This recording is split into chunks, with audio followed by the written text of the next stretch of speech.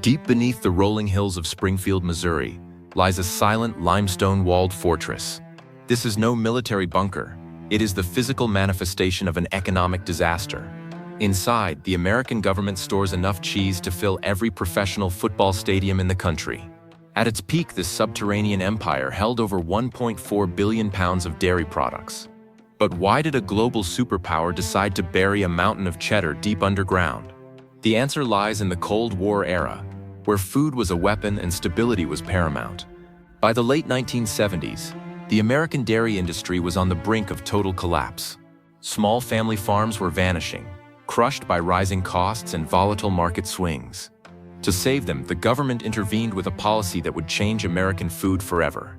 Little did they know, their solution would create a logistical nightmare that lasts to this day.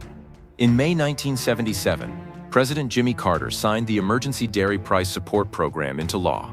The goal was simple: set a price floor for milk to ensure farmers could always turn a profit. But the mandate had a catch.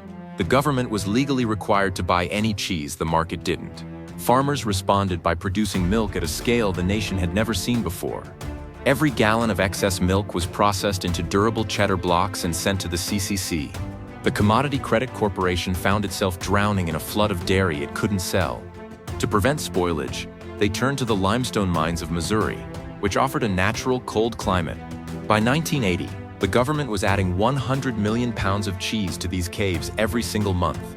The storage costs alone were spiraling toward $1 million every 24 hours. American taxpayers were now the owners of the world's largest and most expensive cheese collection. When Ronald Reagan took office in 1981, he faced a PR disaster waiting to happen. Thousands of tons of cheese were literally rotting in caves while inflation gripped the nation. Under immense pressure, Reagan signed an executive order to release the cheese.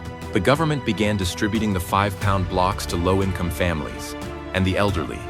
It became an iconic, if bittersweet, symbol of American poverty in the 1980s. Despite the massive giveaway, the cheese caves never truly disappeared. Today, the Springfield Underground remains the world's largest refrigerated storage facility. While private companies now lease much of the space, the government still maintains a strategic reserve. The caves stand as a permanent monument to the complexity of global food economics. A cold, limestone reminder that some problems are simply too big to melt away.